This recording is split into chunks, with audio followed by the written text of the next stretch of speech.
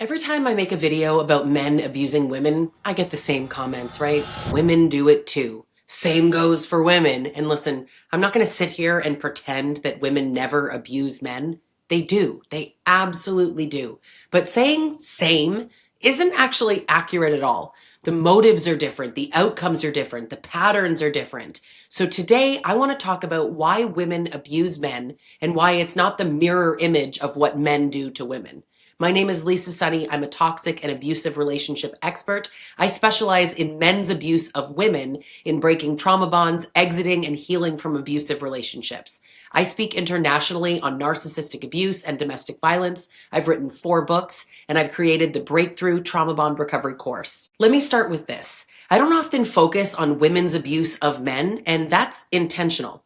Now, I'm a heterosexual woman. My lived experience and the work that I've done with thousands of clients, it's about male violence against women. This is what I've survived. This is what my clients survive. This is what the data shows is a global epidemic. 1 in 3 women worldwide will experience male violence. For men, estimates are closer to 1 in 10.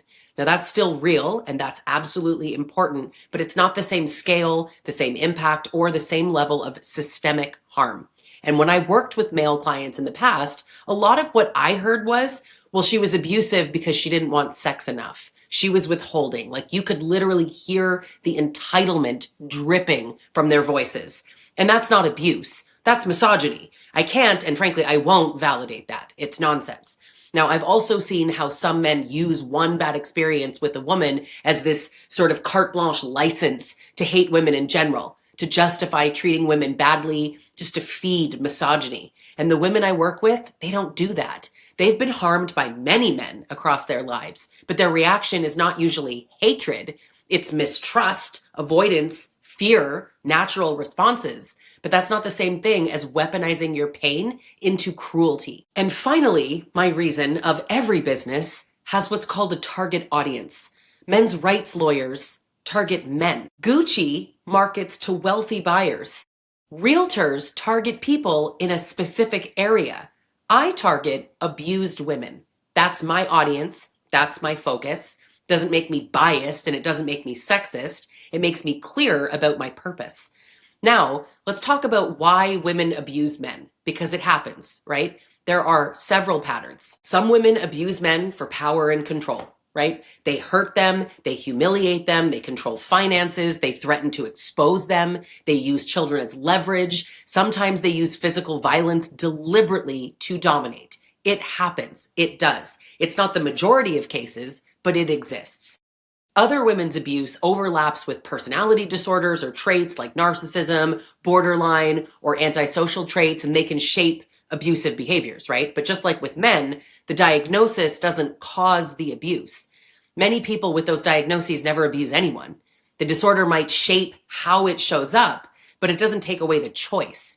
Abuse is a choice. Now, when abusive women overlap with traits like narcissism or borderline or antisocial personality, the tactics can look different than men's, right? Men usually weaponize intimidation, threats, violence, keeping their partner financially dependent. Women are more likely to weaponize fragility, right? Threatening self-harm, collapsing emotionally, creating this chaos so that their partner feels trapped taking care of them. They might sabotage the finances, right? Not by restricting access the way that men do, but draining accounts or overspending in ways that just destabilize the whole family. And socially, they're also more likely to attack reputations, spreading rumors, humiliating their partner, cutting off support networks through gossip. It's all abuse.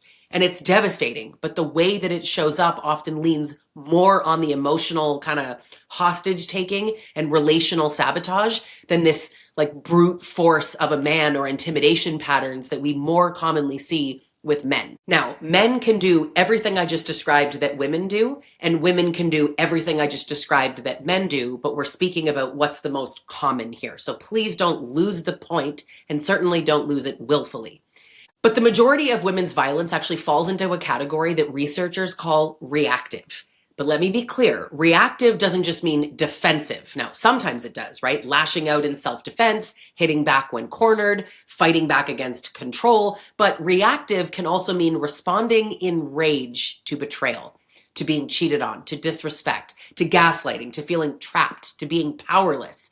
It can mean carrying the weight of misogyny and years of male harm and then exploding at the men in their lives, even if those men didn't directly do any harm, or perhaps didn't directly do any harm. None of that excuses abuse. Abuse is abuse, a slap, a shove, a scream meant to degrade. If a man does it, it's abuse. And if a woman does it, it's abuse. Now, the difference is that women's abuse is often more situational and it's tied to an immediate trigger, where men's abuse is often more proactive, more strategic. Men's violence is designed to establish dominance and keep it. And that's what researchers like Michael Johnson, Evan Stark, and Marianne Hester have shown. Johnson called it coercive control, which is a system where one partner kind of runs the other's life. And Stark actually called it a liberty crime, right? You're stripping away someone else's freedom. And that's what overwhelmingly shows up in male violence against women. Women's abuse more often shows up as situational couple violence or violent resistance. Still abusive, still wrong, right? But it's just not the same kind of campaign. And this is where men like to really twist the argument, right? They'll say, well, I slapped her because she disrespected me. That's me reacting too. But it's not the same, because men are raised in a culture that tells them that they're entitled to obedience. Their reaction to disrespect doesn't actually come from nowhere. And to be fair, truly, most men don't know what the word respect means. You don't know what it actually is. But their reaction to what they perceive it as is backed by entitlement, physical dominance, systemic permission. When men react with violence, it kind of sits on top of a system of control. But when women react with violence, it's often more of kind of an explosion in the moment, right? It's not this campaign of domination. That doesn't excuse it. It just makes it different. And here's something that we need to kind of normalize saying out loud. Violence is never the natural outcome of betrayal, right? We see these videos online of men assaulting women for allegedly cheating. And the comments are like, well, what did she expect? As if infidelity earns you a beating. It doesn't. Nothing does. And on the flip side, if a woman discovers her partner cheated and beats on his chest in outrage, that's still abuse. It might not cause the same level of physical injury because of differences in strength, but it's still wrong. Abuse doesn't just become acceptable, right? Because the other person is smaller. Women don't get to hit men just because they assume that he won't hit back. I can't tell you how many women have been in for a rude awakening, because let me tell you, men hit back. Abuse is wrong no matter who does it. So yeah, there are women out there who abuse men, who control, manipulate, stalk, destroy lives. And if that's you, you're not a victim acting out, you're an abuser. You're part of the same problem that I'm talking about when I talk about men. But let's talk about numbers, because context matters. Now, roughly 1 in 10 men report experiencing intimate partner violence. You compare that to 1 in 3 women. In US data, 14.8% of women reported being injured by partner violence compared to 4% of men. Now, men are far more likely to commit coercive control, strangulation, sexual violence, stalking, and homicide. Women can and do commit abuse, but men commit the most violence, the worst violence, and definitely the most lethal violence. But let's deal with one of men's favorite deflections, because I know where we're going, right? So let me take us there. Lesbians have the highest domestic violence rates. Now, this is where we need to just slow it down, because this is one of the most abused statistics online, and it's a perfect example of how people love to throw numbers around without actually bothering to understand what they actually measure. Some surveys do show high intimate partner violence numbers in same-sex female couples. For example, CDC reports 43.8% of lesbian women and 61.1% of bisexual women have experienced some form of IPV in their lifetimes. Meanwhile, 35% of heterosexual women report IPV, right? So on the surface, it looks like lesbians and bisexual women are the worst, right? And that's what those red pill guys latch right onto. But here's the context that they leave out on purpose. First, for bisexual women, nearly 90% of their perpetrators are men. So when you see that huge 61% figure, it's not proving women are more violent, it's showing how often men target bisexual women. Second, when it comes to lesbian women, yes, those rates do reflect female partners. Gotcha. No, I'm just kidding. You need to understand how IPV is measured, right? IPV doesn't only mean physical assault. It includes stalking, sexual violence, psychological aggression, controlling behavior, name calling, and even threats. And that's all counted under intimate partner violence. So when you see 43.8% of lesbians reporting it, it doesn't mean that half of lesbians were beaten by their female partners. It means half experienced some form of conflict or aggression, which can range from insults to shoving to controlling behavior. And researchers point out another key difference. Female on female IPV tends to be more situational conflict, like an argument that escalates rather than a campaign of coercive control over time. It is far less likely to involve severe injury, fear-based domination, or homicide. Swan and Snow 2003, Bear Merritt 2010, and Caldwell 2012 all show that female violence is less often about domination and more often situational. Still harmful, still wrong, but not functioning the same way as male abuse. This is why context matters. If you don't understand what IPV includes, if you don't even know the difference between conflict and coercive control, you're going to misuse the stats, which is exactly what men do online when they say that lesbians are the most violent. It's completely dishonest. And honestly, it's lazy. It's lazy. If you're going to use statistics, I encourage you to learn how to read them because numbers without context don't prove anything. It's embarrassing. Let's be real. If men actually cared about lesbians being abused, they'd be advocating for them. They'd be donating to shelters, supporting survivors, fighting homophobia, but they're not. You guys only bring up lesbians when it's useful to dodge accountability for men's violence against women. And that's not concern, it's deflection. And let me get ahead of another common argument, right? Let's go through this. The numbers are off because men underreport. Men, you guys love that one. Men do underreport, correct. Now for the context. Patriarchy tells them they can't be victims. That if a woman hurts them, it makes them weak or unmanly. And that shame keeps some men quiet. But here's the piece that they never admit. Women underreport too. In fact, women have more reasons not to report. Fear of retaliation, being financially trapped, knowing that coercive control isn't even recognized by police until there's bruises or broken bones. And by the way, these numbers don't just come from police reports. Underreporting isn't the gotcha moment you guys think it is.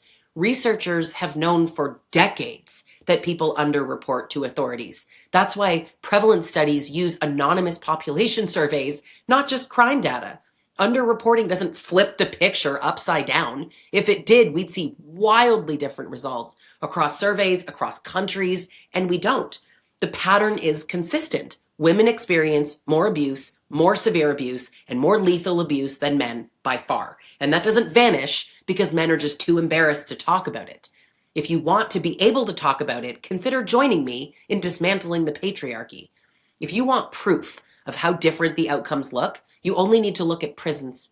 When you study women incarcerated for murdering their partners, a huge proportion were also long-term victims of abuse who saw no other way out. Researchers like Elizabeth Dermody-Leonard, Elizabeth Schneider, and Evan Stark, they've all documented this. Now, it doesn't excuse murder, right? Let's be crystal clear. Taking a life is not excusable. Do not willfully misunderstand what I'm saying. But this explains context, right? Many of these women were responding to years of entrapment and terror and coercive control. And they weren't setting out on some campaign of domination. They were desperate, cornered, and they saw no exit. It's wild to me how men will do these mental gymnastics to justify the things that men do to physically harm women because she allegedly cheated, but a woman who's been abused for 30 years and had no way out, that's just wildly inexcusable. Now, this pattern, it doesn't just show up the same way for men. Men who take the lives of their female partners are far less likely to have been victims of abuse themselves and far more likely to have histories of controlling and stalking and threatening behavior. Homicide research is clear. Male perpetrated intimate partner homicide is about control and jealousy and retaliation. Female perpetrated partner homicide is often about survival, different motives, different context, different pattern. So yes, Women can and do abuse. Women can take the lives of their partners. But when you kind of zoom out, you see the differences. Women's abuse is often more reactive, situational, or tangled with trauma, and men's abuse is often systemic, proactive, and rooted in entitlement. And the most extreme cases, right, homicide, they show that gap so clearly. And here's the part that I will never stop saying. Abuse is never excusable. A woman hitting a man is wrong. A man hitting a woman is wrong. Cheating doesn't justify violence. Betrayal does not justify violence. Disrespect does not justify violence, especially the definition of disrespect that men use. It's not the natural outcome, and we need to stop treating it like it is. In fact, it harms men to use that narrative, right? Men can't control themselves. Men are just these emotional beings. Be careful. If you hurt a man, he might take your life. That's the reason. That narrative is the reason why so many women are cautious of men, because men push that narrative that men can't control themselves. What's it like being around a group of people who can't control themselves, who could do anything at any moment because of perceived disrespect? So we need to stop treating it like this is the natural outcome. This is why I focus my work on women who've been abused by men, because that's the globally recognized epidemic. That's the system. That's the pattern that kills women every single day. But yes, women can be abusive too. And when they are, it needs to be named. But what we can't do is let this sad little comment of same goes for women to be used as this distraction from the fact that male violence is the driving force behind intimate partner homicide, coercive control, and the global epidemic of abuse. So if you've ever lived through abuse, whether you're a man or a woman, you deserve to know the truth. You deserve to name it. Abuse is a choice. It is not a natural reaction. But I invite you to not comment when a woman is speaking and just say, same goes for women, when it absolutely doesn't. Abuse is never the fault of the victim, no matter the gender. And if you're ready to stop carrying the weight of what someone else chose to do to you, that's the work that I do in my Rise and Rebuild program, a 12-week program to help women stop focusing on fixing him and start rebuilding themselves. Hit subscribe so you don't miss more content like this, and I'll see you in the next video.